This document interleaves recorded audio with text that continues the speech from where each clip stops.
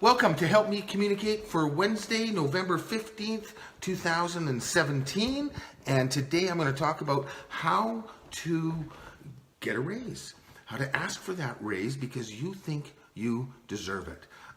First, I'm going to share a little story about a time when I thought I deserved a promotion and a raise. I was working for an industrial rental company. The first 10 years of my career, I worked for other people before I started my own business. And I found that getting that experience was very helpful in starting my own business.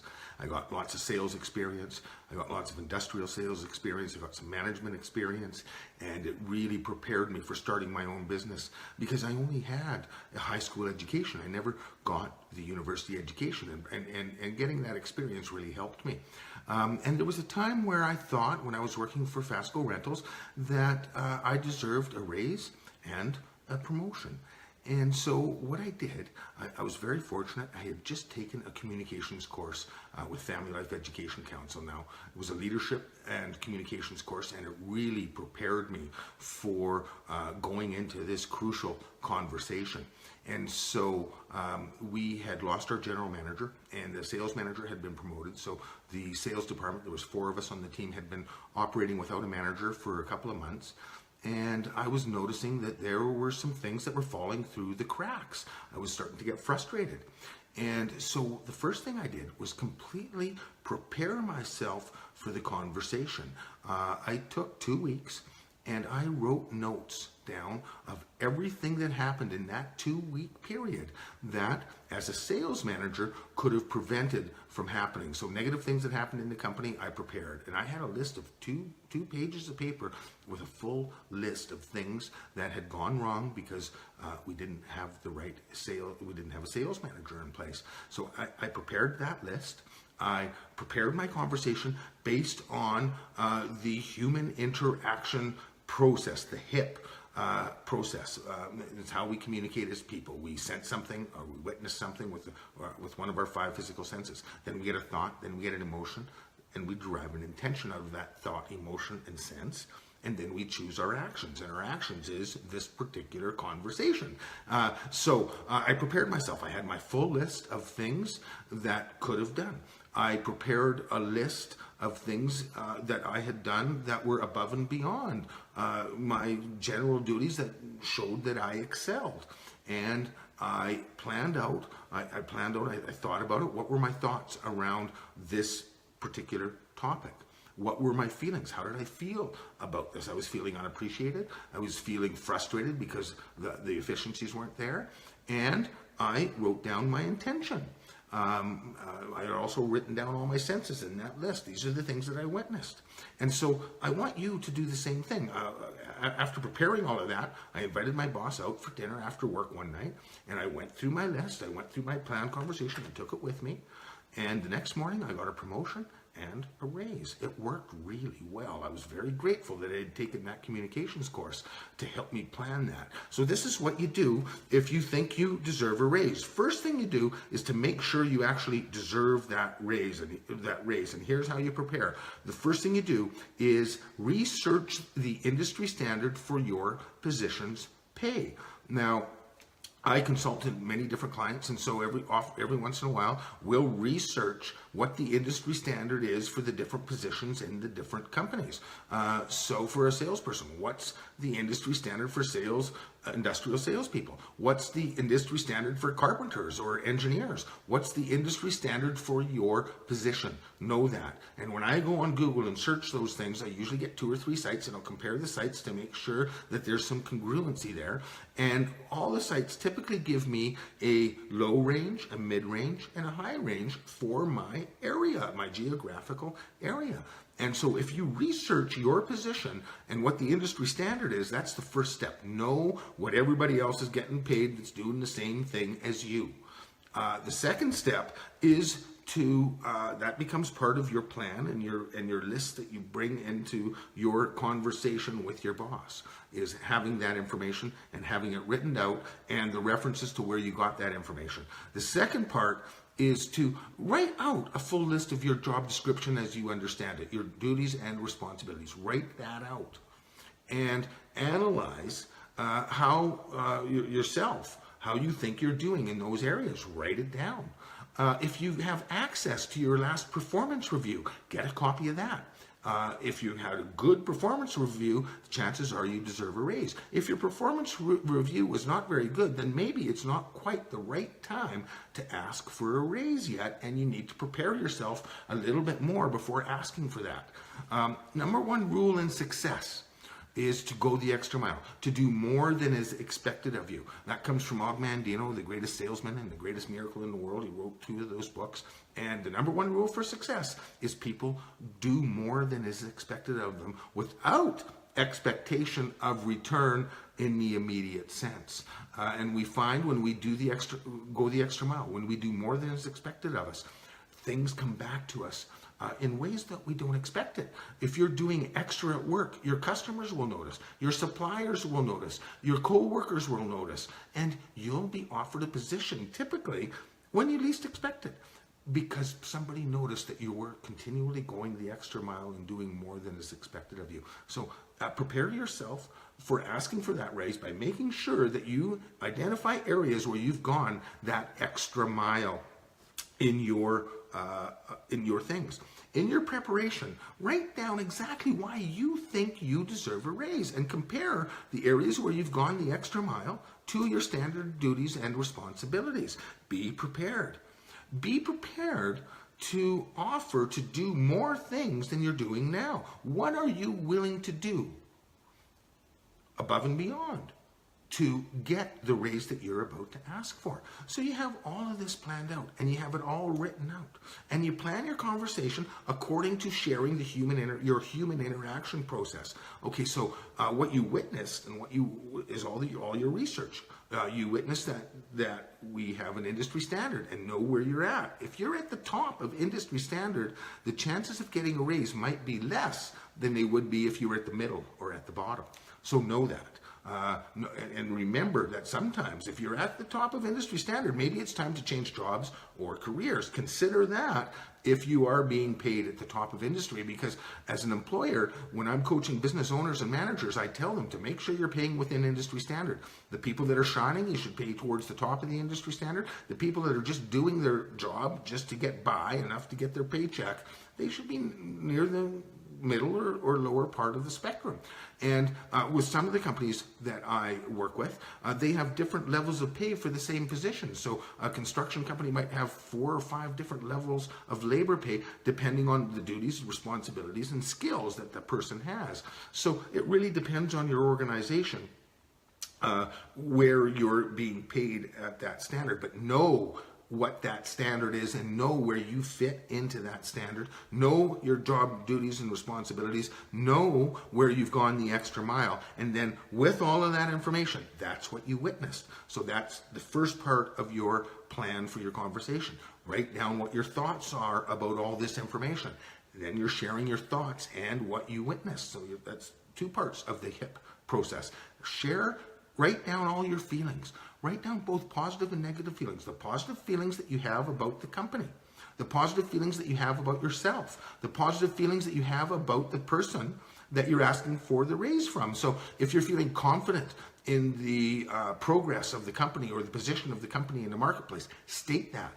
If you're feeling unsure or doubtful about the position of the company in the marketplace, state why and specifics. Remember to tell your boss the good things that they're doing. Say, I really feel appreciated when you do this. I admire your ability to lead in these areas. Write down some positive emotions, admiration, confidence, your gratitude, your enthusiasm, or their enthusiasm. Notice your own positive feelings. Notice the positive feelings about the feelings that you have towards the company and the leader, and write those things down. Also write down your negative feelings. I'm feeling unappreciated. I'm feeling taken advantage of. If you're asking for a raise, chances are you're feeling like you're not being appreciated fully, or you're feeling like you're being taken advantage of, or you're feeling frustrated, or you're feeling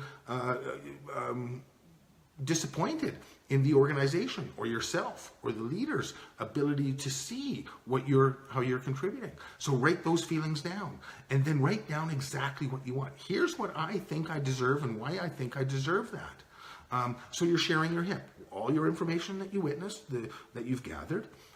You're sharing your thoughts around that information that you've gathered. You're sharing how you're feeling about that information that you've gathered. And you're sharing your intention to get a raise. After you plan that out, you go into the conversation with that plan and have it all written out. Because as we have these crucial conversations, things go sideways. New things get brought into the conversation and we get off on tangents. You want to be able to focus back on those things that matter, which is your prepared conversation. So as the conversation moves back and forth, remember to go through your entire list, and before the conversation ends, discuss everything that's on your planned thing. So share what you witnessed, what you thought, how you felt, specifically what you want. The next step in that conversation is to ask your boss what he thinks and how he feels about what he just heard, what you just shared. And when you ask, take the time to stop and practice some active and reflective listening. Listen to what he or she is saying.